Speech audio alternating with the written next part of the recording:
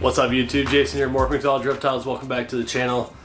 I know it's been a minute, but I've got some cool stuff I want to show you. I want to kind of talk about a project, a dinker project, so to speak, that we've been working. And now that a couple of the holdbacks that we have kept have got a little bit of size on them and some color, I want to see what you think. Maybe I'm completely out of line and there's nothing to it, but maybe there is. So we're gonna do that today. It's called the Chloe Project, and some of you guys have been following along on Instagram. You're probably gonna know what I'm talking about, but I just want to do like a quick overview of the original Chloe and a couple things that we've produced and what I think might be there. So we're gonna do that today. Before we do, just have a couple of quick letters. Actually, it looks like I've only got one. This is my bill for my P.O. box. Just got the one. I'm sure there's more stuff down there at the moment that I haven't got to, so if you haven't seen your stuff that you sent show up yet, don't worry, it is there. I just don't get down there every day because it's across town, but I will definitely get it. And if you're interested in sending us anything, P.O. Box 30383, Billings, Montana 59107. This one is from, let's see here, Richard DeFeo. Excuse me if I mispronounced that. Richard. Head stamp ball pythons. Got a cool little note here. And a couple of different stickers. This is kind of cool. I like this. I like the shape on this one. This one's pretty rad. So that looks pretty neat. Head stamp ball pythons. And then this one looks like it's got a like a zebra bee or a killer bee, something like that. An axanthic. And another one like that. So I like the shape of this one, but I like the what appears to be an axanthic killer bee. So I might use that one. We'll find one put up on the door back here. So thank you, Richard. Again, if you're interested in sending us anything, sticker wall, what have you, down in the description is always the address. You can find it there. Alright, let's get into the Chloe project. Alright, before we do that, I want to show you guys, we've got just about a month left on the first clutch here. You can see them in there. Don't mind the writing on the door. But 523, first clutch is ready to be cut. We're doing all of the clutch cuttings this year live. So I've got it figured out to where I can have multiple camera angles in that, and we're gonna do all the clutch cuttings on a live stream. So you guys can come over and hang out. We might have a guest while we do it, I don't know yet. And that'll be separate from our normal Tuesday night live streams. So that'll be fun. But we've got some more coming. So, as you know, any day now, my girl Rogue will be ready to lay. So that'll be good. She's one of our super reliable breeders. She might actually be available for sale after this clutch. I'm going to try to move some of this stuff around and make room for some grow up stuff. After her is going to be, let's see, down here is Fiona. She's just coming out of pre-lay, so she should be shedding any day now. Big girl. I mean, she's north of 3,000 grams regularly, and always gives us 9 or 10 eggs. So those of you that like the super fires and the dragonflies and that, they're coming. So we'll have her getting, we'll be about 30 days from eggs on her very soon. After that is, I think, Vienna, our spider female. So again, similar pairing that we did last year, or same pairing we did last year with the dragonfly drake, so fire bees and stuff like that. Not a crazy pairing, but stuff that everybody likes, nice bright snakes. She just ovulated, so her prelay is May 1st. So we're about 45 days from eggs on her. And I just caught this prelay the other night, or excuse me, this ovulation the other night. This is Daphne. So for those of you that have been following along from the beginning know, Daphne is our het pied possible het lav female. At least that's how we got her. That's what she was advertised as. Excuse me, I got that backwards. She's 100% het lavender, 66% het pied. Either way, that's the way that we got her, and I'm not 100% confident that that's true, We did not get a clutch from her last year, and the first year we bred her to Johnny, the pastel 100% double het dreamsicle, and got 9 eggs, but only one of them hatched. It was an incubation issue or something. I don't know what. I'm not really sure what happened. And but when we cut the eggs, there was no lavs and no pieds. So it's not unheard of on a het to pos het, or double het to pos double het, whatever. But I'm just not real confident on it. So I did the same pairing this year. I would have put it with the dreamsicle male that we have, but I didn't have him yet, and I wasn't sure if that deal was going to go through. So we did the same thing, pastel double het dreamsicle to her, and I'm hoping to at least see 1 pied and 1 lavender. If I got nothing else, if it was 7 normals and 1 pied and 1 lavender, then we'll be good to go, because then I can put the dreamsicle to her and I've got much greater odds. But this is kind of her last shot at proving that she's het for anything, quite honestly. And so we'll see how she goes. So she just ovulated, so pre-lay for her is May 4th. So we're another, again, about 45 days out from her.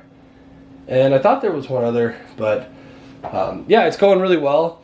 I'm really excited about this project, especially since she's been eating excellently lately. She was not a real good eater before, but now she's eating great.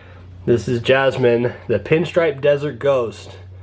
And she this season has been bred to a pastel Enchi butter het Desert Ghost.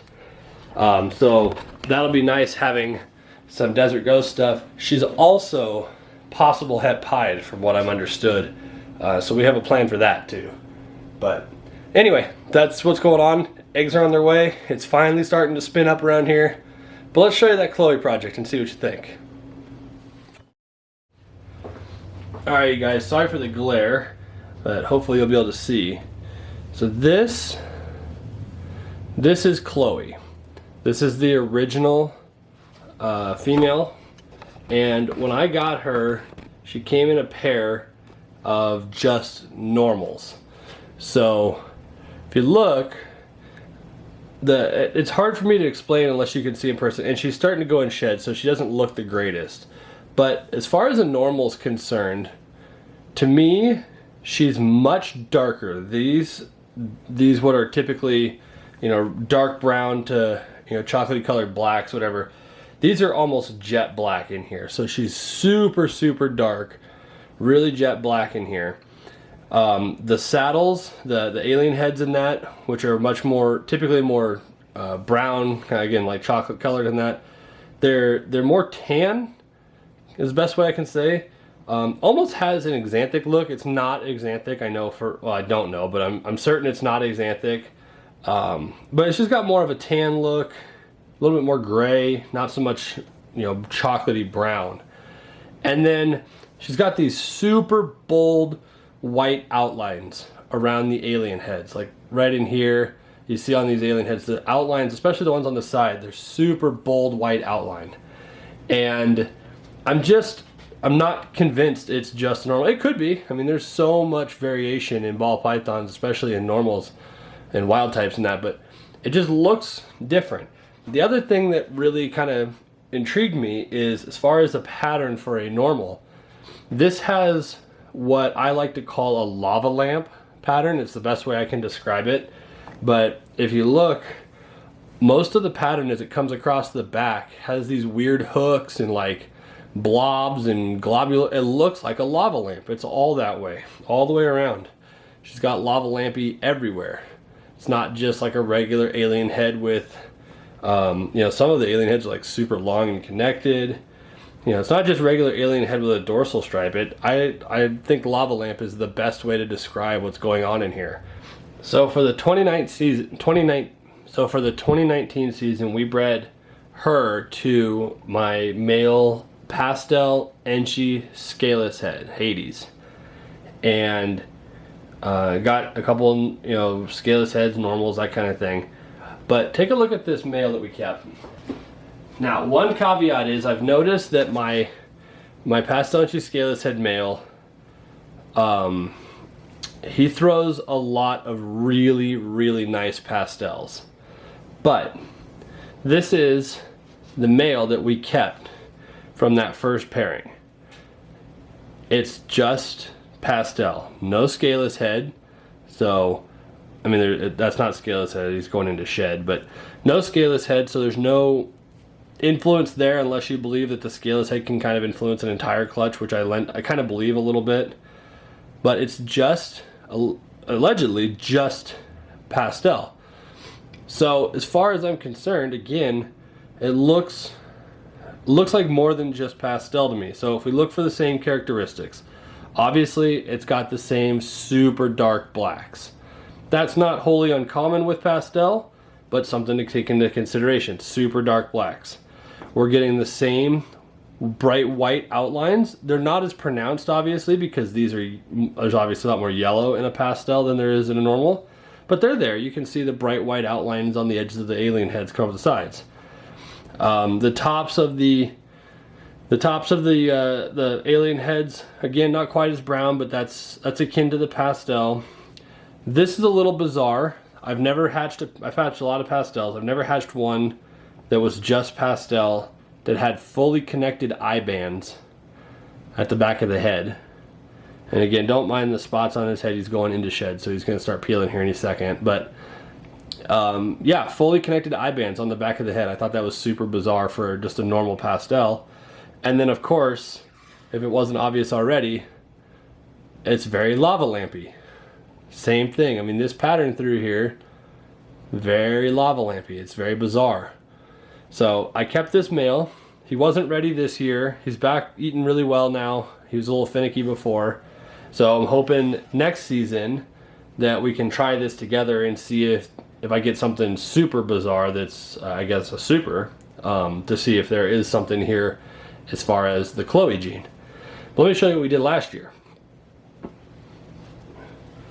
So last year I bred what at the time was a GHI Mojave possible het clown that turned out to be visual het clown, or 100% het clown. So I bred that to her. So GHI Mojave het clown to Chloe. And we got these three. This one in the middle is going into shed, so she's not as bright. These are all girls. Trying to get you where you can see them all. There we go. So, a couple of things here that stood out to me. This should be normals that are 50% possible het clown. That's all that could be if there is not another gene at play. And it's really interesting to me when you look at some of these, like how the eye bands are trying to connect in the back. They've got super dark blacks, just like mom does. These almost look like pastels, but they can't be. There's no pastel in the pairing, there's no enchi. I've heard people say that. There's no sulfur. I don't know what sulfur is, but I've seen people mention that. They're just possible het clowns. And for a het clown, even if these were all 300% het, they don't even look like just het clowns to me. So we've got really dark blacks. We've got very obvious bright white highlights. And we've got lava lampy pattern. Very banded, very goofy. These are banded more than she is, for whatever reason, but there's still this lava lamp feel to it, the way it's broken up. Here's another one of the girls. Again, this one's going into shed, but same thing. Dark blacks, lava lampy pattern, bright white sides, or outlines. It's pretty interesting. This one here that looks like she wants to light me up, they're great eaters, so they're kind of feisty. Same thing. Look at the white outlines on that, and like this lava lampy pattern through here. So, 3 girls, normal, 50% het clown, possible Chloe. So now, if we set these aside, we got one more out of that same clutch. This one, unfortunately, is deep in shed, so it's not going to work to show you what I think. But it's not a GHI Mojave hypo. I wish it was. It's a GHI Mojave, 50% het clown, possible Chloe. Again, with her deep in shed, there's nothing I can really do about this. But one of the things that clued me into this one that I thought was really interesting. Fully connected eye bands at the back of the head. Really strange. Her darks are really dark, but it's hard to say in a GHI Mojave because they're really dark anyway. As far as the pattern is concerned, I would argue that there is an effect of whatever the pattern is in here going on as well, because this seems to be about as reduced of a GHI Mojave as I've ever seen. Had to wrangle them, they're starting to get feisty. Anyway, so this seems to be the most reduced GHI Mojave I've seen as far as a number of drops down the side, the overall pattern in that. And as a comparison, again, it's not completely analogous, but I do have a GHI Mojave het hypo that has far more side pattern.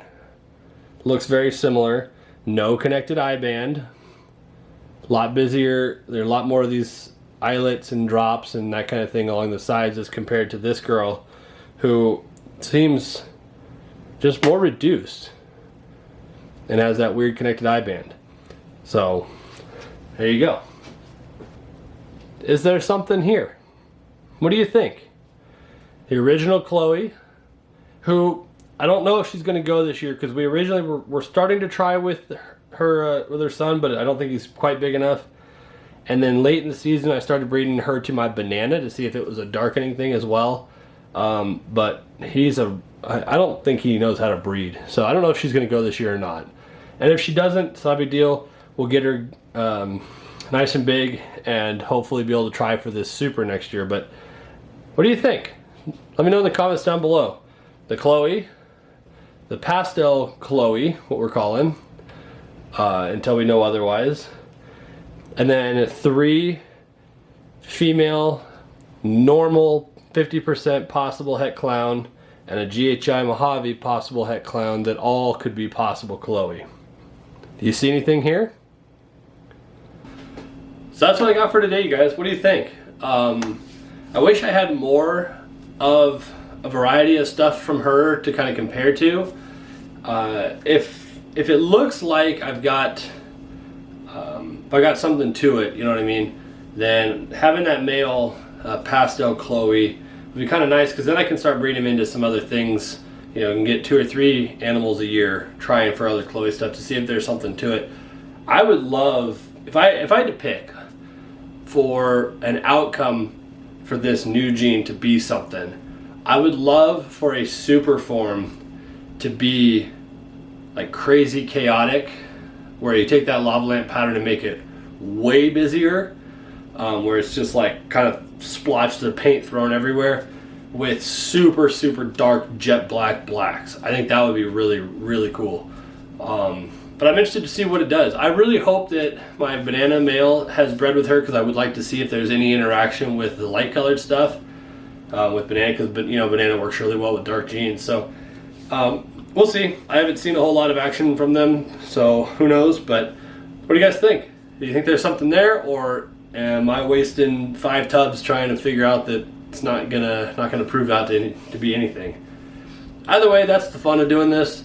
You can't keep them all basic, you know, same stuff. You gotta mix it up once in a while and try something kind of weird, and that's what we're doing. That's it for this one, you guys. I hope you enjoyed.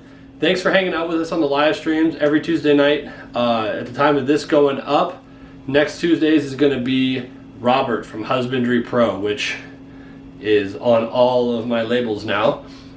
We really like the program, so we're going to talk to him and see what he thinks about everything and how it's all going. And we've got some really cool guests lined up for the rest of the month and into May. So hope you guys are enjoying that. Thanks for stopping by. Like the comment, or like the video, send it to somebody to see if they think that there's something to it, and comment down below what you think, what's going on with it. And I'll do it for this week, you guys. I'll see you in the next one. See ya.